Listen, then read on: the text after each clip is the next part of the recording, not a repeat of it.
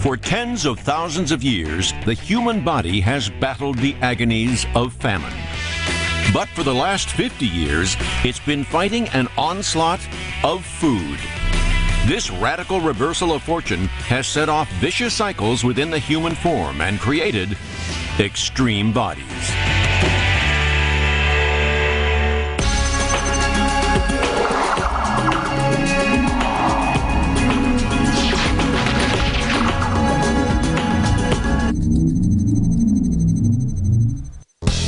The human body evolved against a backdrop of starvation and malnutrition. But its regulatory systems are starting to misfire now that food is plentiful.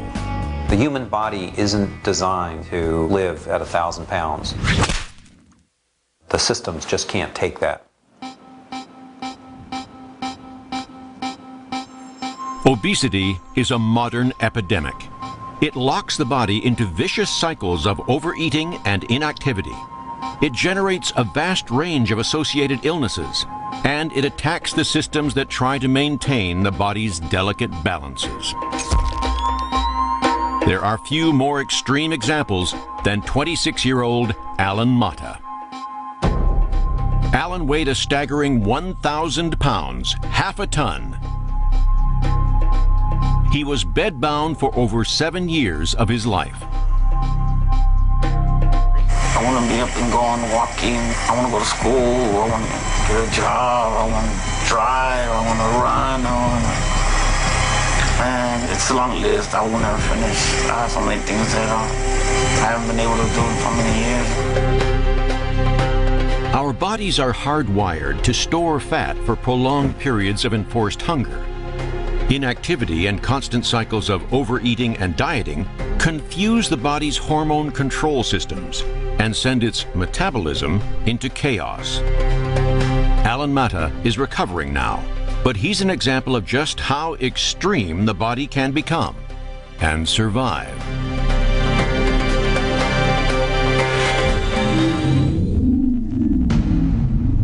Using scanning technology and cutting-edge computer graphics, we'll discover how the human body adapts to obesity and when its survival mechanisms go haywire and the body starts to attack itself. Obesity is not just a disease that affects the inactive. It can also cripple those who were once in shape. This is 37-year-old Manny Yarbrough, the world's heaviest athlete. As a sumo world champion, Manny ate and burned off millions of calories. Now he's retired, he's quit training, but not eating. He has to go to his local junkyard just to weigh himself.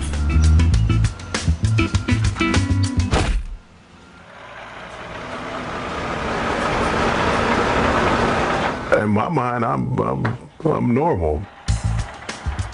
I mean, I am fat, but also I feel like I'm a fairly large guy. I've still make a muscle, a slight muscle. At a height of 6'7" Manny's ideal weight should be 250 pounds. At 711 pounds, his weight is off the scales. He's carrying nearly a quarter ton of excess fat and is in danger of becoming bedridden like Alan Mata. At this weight, Manny's health is a ticking time bomb. So how does the human body get this big? Ice cold snow boots. Everybody get your ice cold snow boots.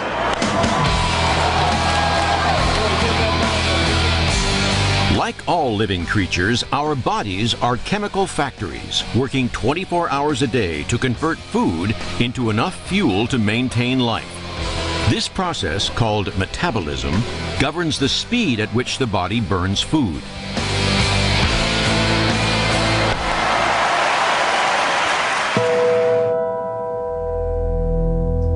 Manny's base metabolic rate, the amount he must consume just to keep himself alive, is around 5,000 calories per day, almost twice that of the average man.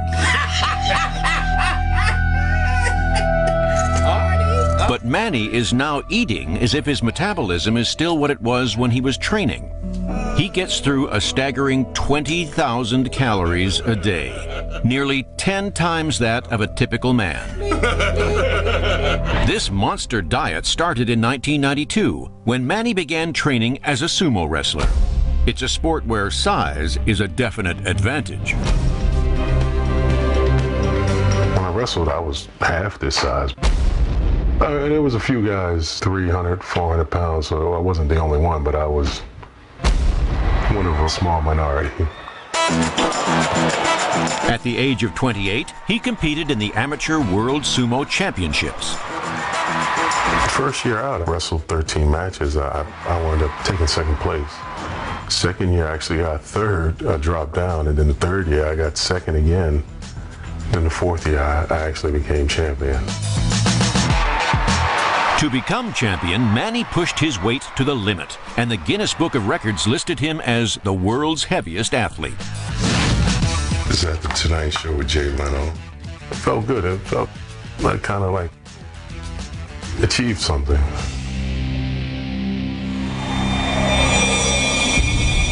What Manny did was train his body to demand a calorific intake to match the energy demands of his sport. But when he stopped training, he was in big trouble. The body is an incredibly efficient machine, and if you give it any excess at all, it's going to store it for future use. Manny is now retired from the ring, and the pounds have piled on. His exercise has been sharply reduced. His appetite has not. Like any human being, from the moment Manny places food in his mouth, it's broken down into sugar or glycogen and then stored in his muscles and liver. But this storage facility is limited. It's designed for quick bursts of energy. Long-term energy reserves are stored in the body's larder, the fat cells.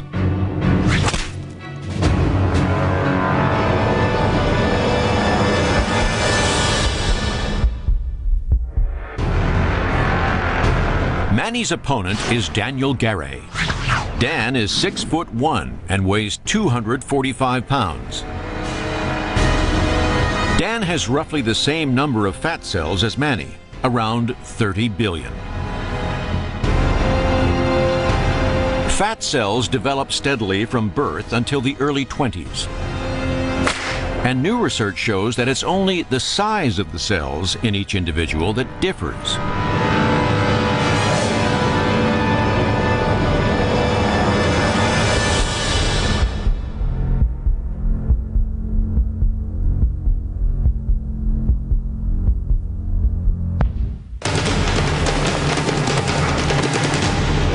When Manny fights, his metabolism burns the sugars already in his bloodstream and starts converting the glycogen stored in his muscles into energy.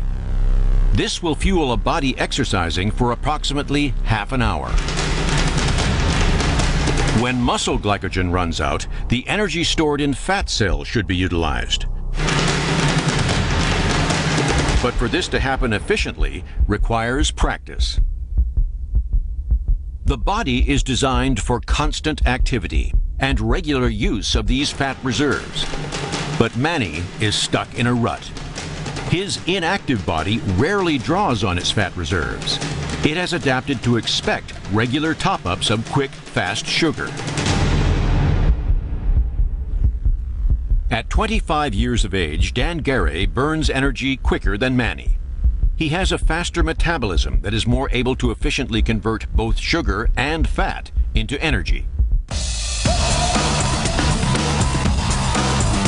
Dan trains as a pro football player and exercises for hours every day. He soon exhausts his glycogen supplies and draws on his fat reserves for energy. Hormones in Dan's body are released, which break down his fat and release fatty acids into his bloodstream. His blood carries these free fatty acids to the heart and muscles for energy. Because of his levels of activity, if Dan overeats, he can simply burn off the excess fat he doesn't need. I've never had a set diet. You know, so I always felt like I could eat what I want to eat and actually burn it off when I work out. I don't see myself blowing up. I don't want to, blow up. I weigh myself every day, so, if I get to 255, well, I don't need that weight. Well, I just gained 10 pounds, what am I going to do to take it off?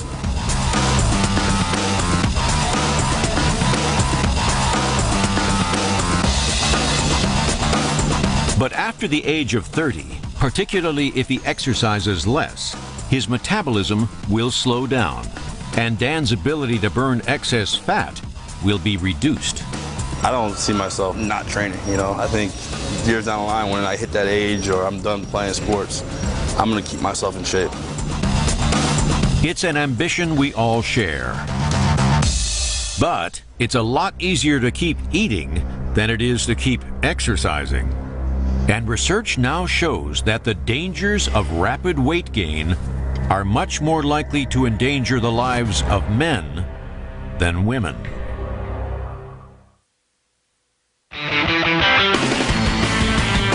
Our weight is governed by a balance of 3 factors: how biologically predisposed we are to store fat, our environment, what we eat and why, and lifestyle, how much we eat and exercise. Upset this balance, and even the thinnest athlete can get trapped by fat. That's the way to hold them, Jaron. Here we go. Sacramento, California, and high school football coach Namdi LeBlanc takes his team through its paces. Yeah, that's the way to hold him right there, Jaron. Make him work to get up there. Reach back big. The fact that he's 3 times heavier than most of his charges is not lost on them. Big steps. I don't know why we're taking small steps. Ryan, get a little closer. There He makes you smile. He makes you laugh. He's so funny. I mean, you're almost sitting down. Keep going. to hear a guy that size saying, even I can do that, that just makes you kind of laugh because, I mean, reality is, he probably can't, but he gets deep inside you and he really pulls it out of you to do your best. Good job, Eddie. That's the way to go. 18 years ago, Namdi was all muscle and bone, weighing in at 155 pounds. As a state sprinter and hurdler, he had an impressive fitness level and a track record to match. I was pretty good. I won't say pretty good, I'll say I was real good. Top 6 or 7 in the state, and in the nation, I'd be in the top 20. And then he came through. Now, at the age of just 36, Namdi weighs 420 pounds and carries over 200 pounds of excess body fat. Hello to the stadium. Namdi's obesity physician sees people like him all the time. We see patients who are quite fit, quite athletic early in life, who something has changed, or they moved, or they changed careers, or they developed an injury. And then all of a sudden they're gaining tremendous amounts of weight. That's too short. Nothing genetically has changed about that patient, but their environment and lifestyle did. I might be able to walk that one. That one right there, no. I know he was a really good track star and a really good runner and stuff, and then I guess just food got him. In 1994, Namdi joined the U.S. Marines and had to bulk up. He spent 3.5 years in the military developing his muscles and his appetite. Then he suffered a knee injury. Inactive, his muscle mass dropped off and his metabolism plummeted. But he kept on eating. I get up, probably eat like 4 eggs, toast, and go on my merry way. Probably have a couple of double cheeseburgers with fries and a drink at lunch, and then have dinner, and then I love dessert, something sweet, whatever it is. Morbidly obese individuals frequently underestimate their caloric intake on a daily basis. I could sit here and eat cashew peanuts all day. I love avocados. I'll get answers around 3,000 or so per day. I love ice cream, pecan, sherbet ice cream with glazed donuts. I like that too. What they're actually consuming is more close to 6,000 to 8,000 calories a day. Put the oil in right now. Namdi's appetite reached 3 times the average 2,500 calories of a healthy male. His body was biologically programmed to store the excess as fat for times of famine. His weight escalated by 5 to 10 pounds every month. I guess I'll run this one. Despite the physical discomfort of carrying an extra 200 pounds, more than the weight of his heaviest student, Namdi has not yet experienced the worst effects of his obesity. but his internal organs may be on the verge of a health crisis. This is a patient who is more than 200 pounds over his ideal body weight, and if he doesn't do something serious soon, he may not be here in the future. Scientists now know that the risks for obese men are more serious than obese women. Young boys and girls have a similar amount of fat on their bodies. But with the onset of puberty, everything changes. By adulthood, women have more fatty tissue than men, but the distribution of that fat is very different. In general, men with morbid obesity are much sicker patients than women because of their distribution of body fat overall. Women store fat in the subcutaneous layer, just beneath the skin.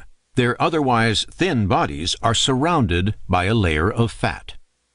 Men store fat very differently, on the inside of the abdominal wall, and enveloping vital organs such as the liver, kidneys, stomach, and heart. These organs play a crucial role in the body's endocrine system, a network of glands running from the brain to the sex organs. These glands secrete hormones that regulate essential bodily functions, from growth and development to tissue function and metabolism. Particularly in men, obesity can upset this finely tuned balance by inhibiting the secretion of hormones, destroying glands, and creating the wrong response to signaling. The old way of thinking was that obesity is a behavioral problem. If only the patient would stop eating, then everything would be better. But we know that it just isn't quite that simple. Obesity doctors across the U.S. are now seeing patients with a long list of associated illnesses. I've seen blindness, high blood pressure, infertility, high cholesterol, women don't menstruate, sleep apnea, erectile dysfunction, reflux, acne, arthritis, bone disease, even depression. No, these are just some of the medical ramifications of obesity. And diabetes too. I didn't mention that one, and that's probably one of the biggest. The list of weight-related problems is long, but when obesity reaches a level where the person is no longer able to move around freely, a new phase has been entered. Before, their weight was a serious health risk. Now, it's a fatal trap.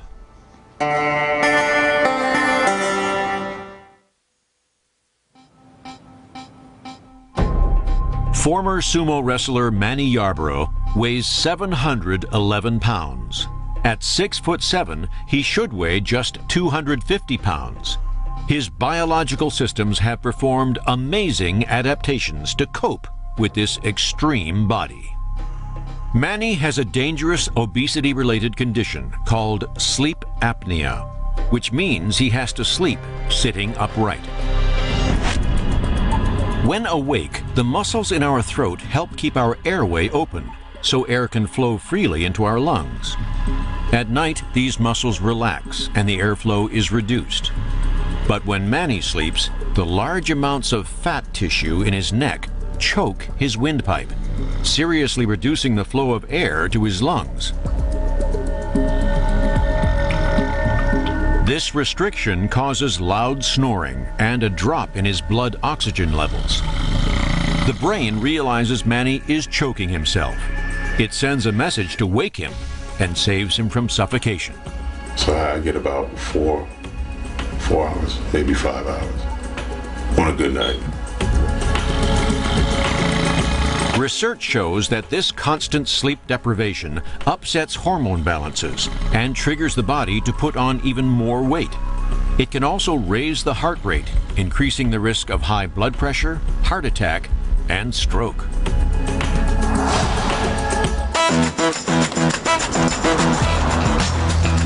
Every week, Manny makes the journey to his obesity physician for a health check.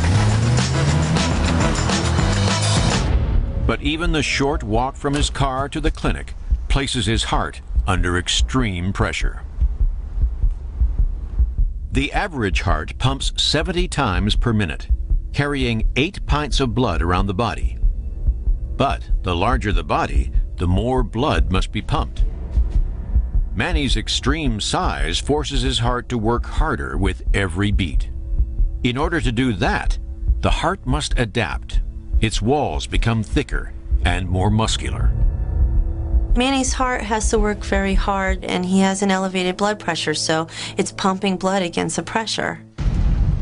And just like if you work out a muscle in your arm with weight training against a resistance, your muscles will grow. But the thicker the muscle, the harder it is for the heart to expand and contract, reducing the organ's efficiency. It's a deadly situation. The average age of a heart attack for a healthy body is 65. For those suffering from morbid obesity, it's 58, a difference of 7 years. Manny's heart is barely keeping up as it is. He's been hospitalized 3 times with a condition known as congestive heart failure, because his heart has failed to pump enough blood through his body. Are you going to 3? And it's not just Manny's size his body copes with each day. There's his weight. The human skeleton evolved to work efficiently for a man of average size, a height of 5 feet 10 inches, a weight of approximately 190 pounds. Manny's skeleton is carrying 460 pounds in excess weight, the equivalent of 2 more fully grown men. Every step places a force of nearly 1 ton of pressure through his knee and ankle joints. I have a lot of knee aches, stiffness in the knee, back pain, a lot of aches and pains. Arms, elbows bother me for some reason. They can't walk long distances. I mean, I don't know if you ever see hardly any 700-pound people walking the streets. It's incredible that Manny can walk at all. In a healthy knee joint, a layer of cartilage cushions the inside of the bone, and synovial fluid lubricates the joint as it moves. Over years, the forces being placed through Manny's joints have worn the cartilage thin. The joints are swollen and inflamed, causing pain when he walks or even stands. It's a condition known as osteoarthritis, and it afflicts 21 million people in the U.S. Dr. Solomon's office. Manny's physician is Dr. Leah Solomon. As an obesity expert, she's guiding him through a weight loss program and currently has him on a strict diet. Mr. Yarbrough, you can follow me. Mr. Yarbrough? Refer to me as Big Daddy. How you doing today? Manny should avoid carbohydrates because the sugar fluctuations can cause hunger, and when hunger starts to escalate and spiral out of control, it could derail him. Each visit requires close monitoring of Manny's vitals. That is great. Easy, easy. So has Manny lost weight or gained weight? Now he's lost a good amount of weight. Do you want to tell him? It's not important. Okay. In just 7 days, by forcing himself to walk more and eat less, Manny has lost 33 pounds. That was a phenomenal week. That's quite an accomplishment. I'm proud of you. I'm really proud of him. I hope he keeps up the good work. It's a start, but just got to continue on. But it's going to be an uphill battle. Manny's goal is to lose around 300 pounds. To burn that off, he would have to walk approximately 7 miles every day for the next year. For Manny, that may be an unachievable goal. Medical science now knows that significant weight loss is more complicated than eating less and exercising more. The most powerful message from medical research is that for many super obese people, dieting might actually exacerbate their problems. To escape from the trap may require radical action.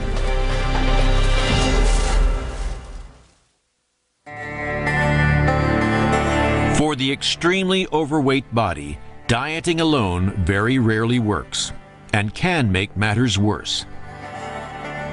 Statistics reveal that 97% of those who lose 100 pounds will put it back on within 5 years. The constant weight loss and gain itself is detrimental to health. Dieting, we call it the D word because it's a very unhealthy thing to do. We don't want people to diet. We want them to modify their lifestyle and have increased activity.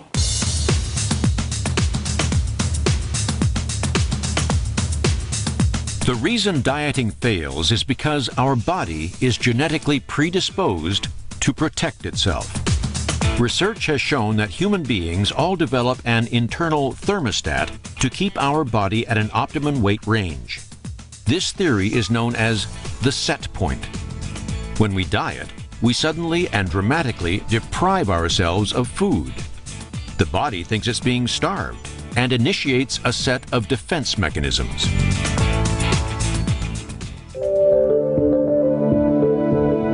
When our weight drops below its set point, the part of the brain that controls our metabolism, the hypothalamus, slows the rate at which we burn calories, and it releases hunger hormones in the gut to increase the appetite. It's almost impossible to defy the body's survival instincts. When you take away food from a human body, it instantly craves satisfaction.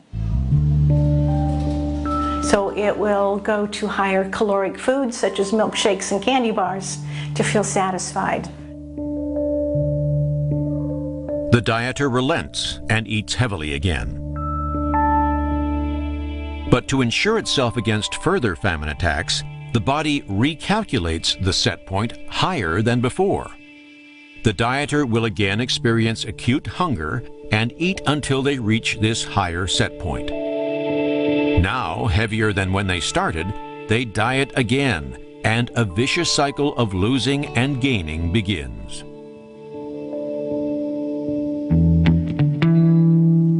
Manny Yarbrough is well used to this cycle of pain. It's been up and down. I've done well, gotten off, done well and gotten off. It's difficult because my parents are from the South, so a lot of fried food. If you're raised on fried chicken and collard greens and that sort of thing, it's a matter of adjusting your mindset and your palate.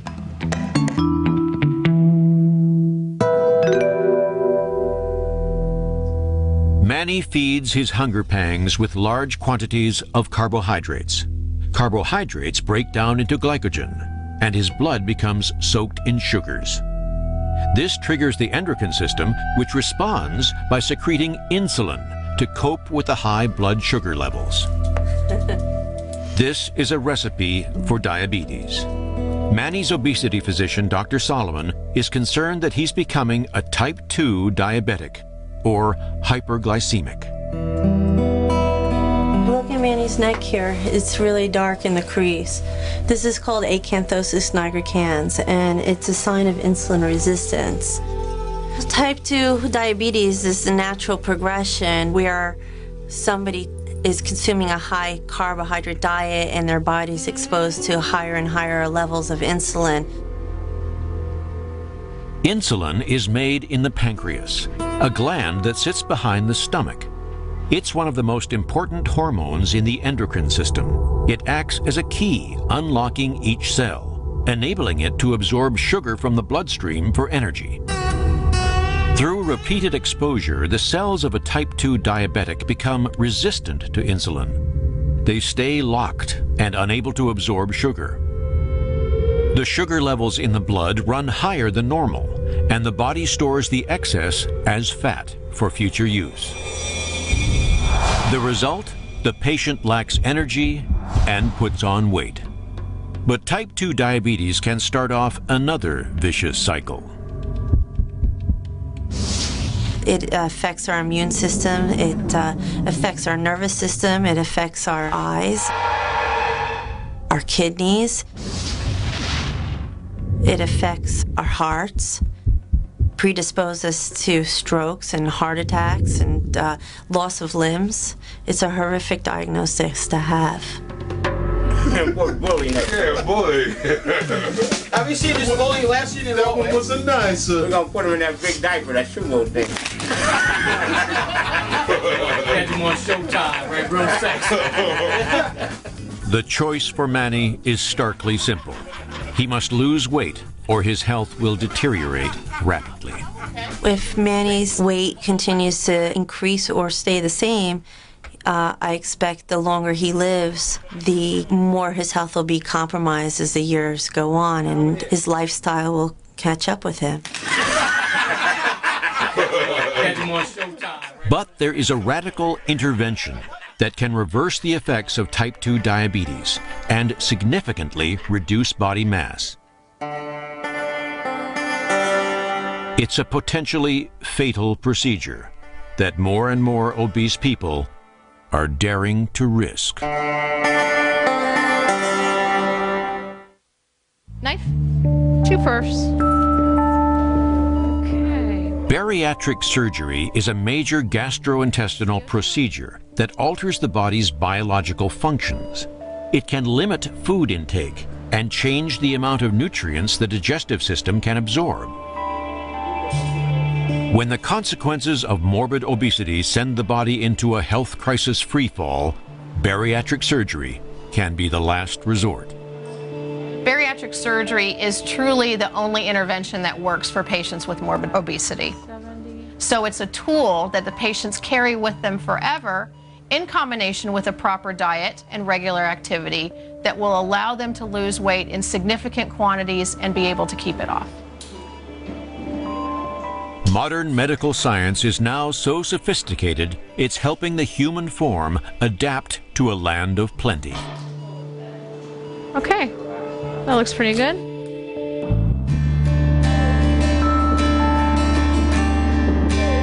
San Francisco, California.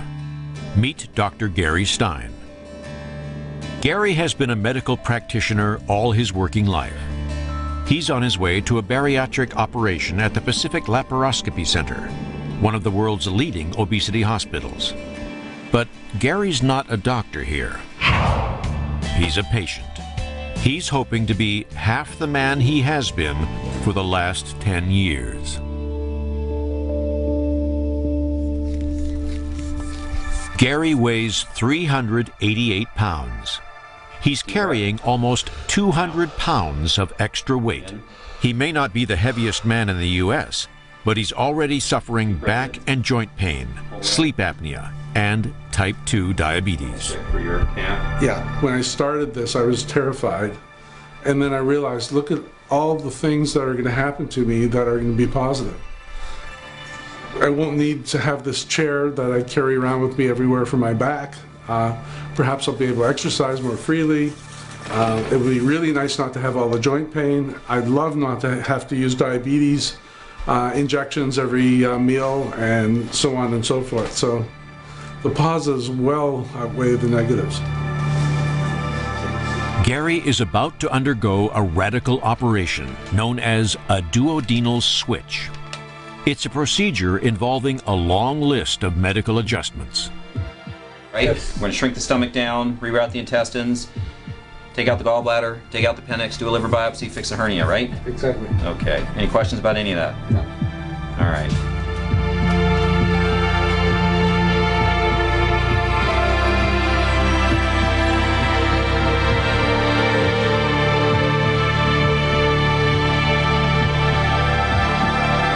When you think about weight loss surgery, they all work in one of two ways. They either limit how much you can eat, that's a restrictive operation, or they limit how much you absorb of what you eat.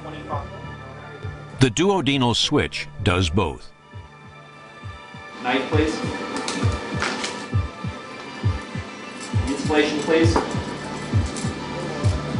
That's better. Thank you. Okay. Over the next 4.5 hours, the surgeons will cut Gary's stomach down its length. Up to 85% will be discarded. The cut edge will be stapled up and hold approximately 3.5 ounces of food, instead of the more regular 2 to 3 pounds. This dramatically smaller stomach pouch reduces the production of hunger hormones.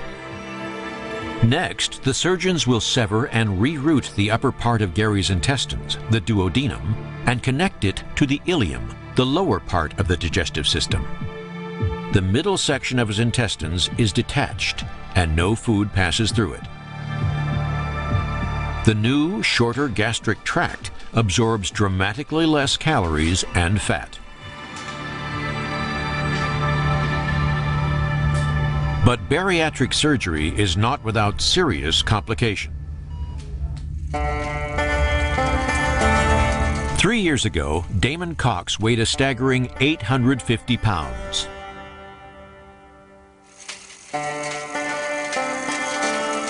You know, I believe Damon, had he not gone through with weight loss surgery, would have lived for maybe a few more years if he was lucky. And he's a young man. When he had the surgery done, he was in his early 30s. So I doubt he would have made his 40th birthday. All right, can we have a knife, please? Are we all set? Incision at 39. Dr. Rabkin performed a duodenal switch on Damon in November 2005.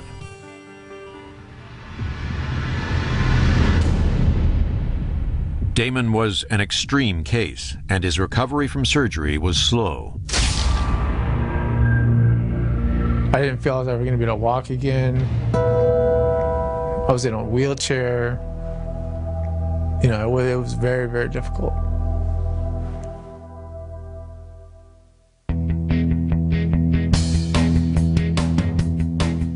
But Damon now weighs 320 pounds. He's lost over 500 pounds. He has a fiancée and a new lease on life. It's wonderful. You know, it's the best thing I ever did. I find I have more energy than I've ever had. I mean, I'm up at 7:30 every day and go to bed at midnight. I'm going all day long.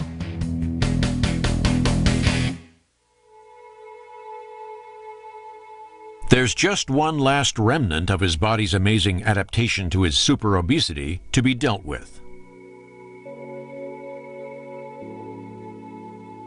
This is the side effects of the surgery.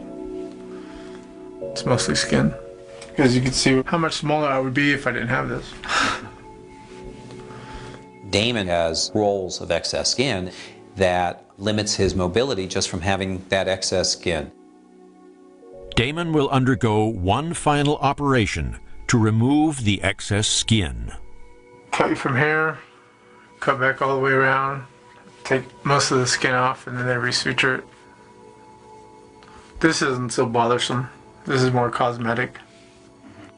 So it's a long process, but a very, very gratifying process at the end of the day when he returns to a very functional lifestyle. The duodenal switch is an effective weight loss procedure. But for ex-sumo wrestler Manny Yarbrough, it's a terrifying prospect.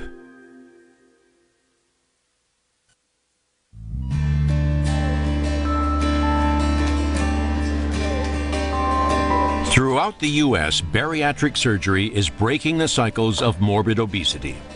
Modern medical science is redesigning the human digestive system to help the body cope in an era of high-calorie food and limited activity.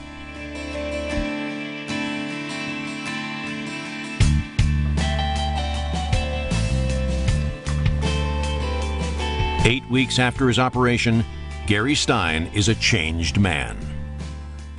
I've lost 75 pounds. I've gone from a 65-inch waist to a 55-inch waist in 2 months. There is a point, however, when the weight loss stops. And I'm just hoping that point will be my target goal of 200 pounds. This looks delicious. all 4 bites that I could eat. His stomach is 85% smaller than it was. It can hold just 3.5 ounces of food at a time, and now secretes far fewer hunger hormones.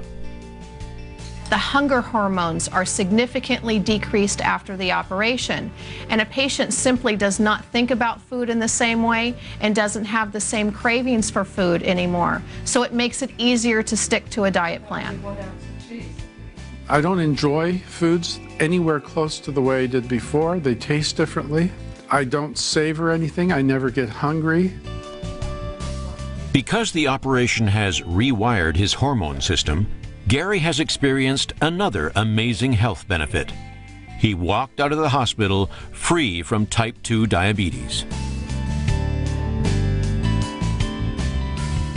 Food no longer passes through the parts of Gary's duodenum that efficiently break down sugars.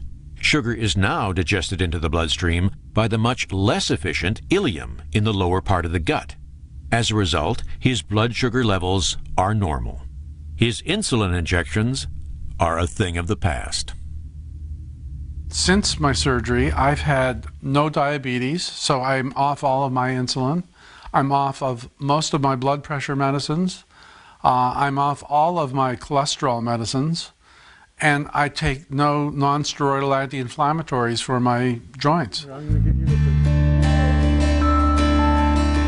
Now I find myself being able to stand for at least 15 or 20 minutes, and I can walk for 45 minutes without having to sit down.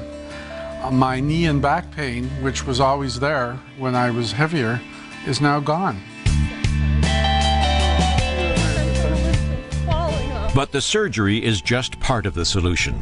For surgery to be effective, Gary will also have to maintain the lifestyle the human body was originally designed for: plenty of activity and just enough food. In 2 years, Gary could weigh just 200 pounds.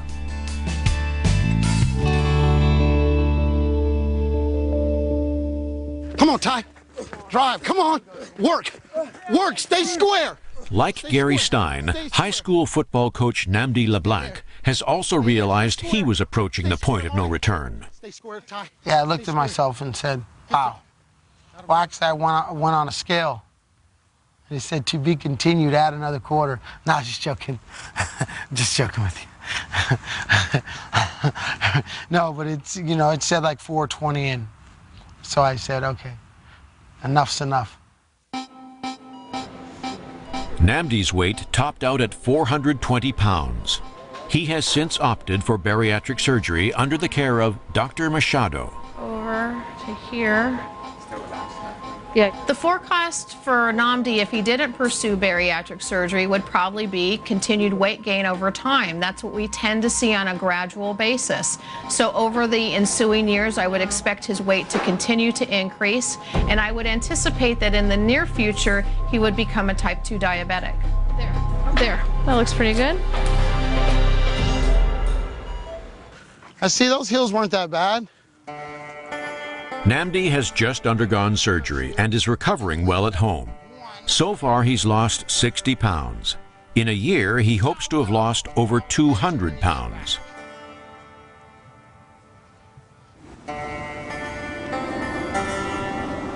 But Manny Yarborough does not want to undergo surgery.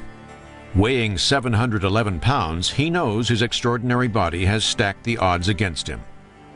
Manny's body is struggling to survive a lifestyle of too much food and too little exercise. His regulatory systems are trying to cope, but the side effects, diabetes and heart disease, are slowly overwhelming him. Still, Manny is determined not to go under the knife.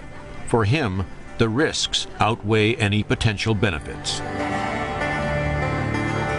Well, I had a friend who had it and he died from it, and he just told me that I don't subject myself to it. He told me that on his deathbed. I'm of the mindset that it can be done naturally. You know, I've made strides with it before, and I feel I'll make strides with it again. If Manny can somehow do what his body was designed to, keep active and eat only just enough, then maybe he'll win the biggest fight of his life.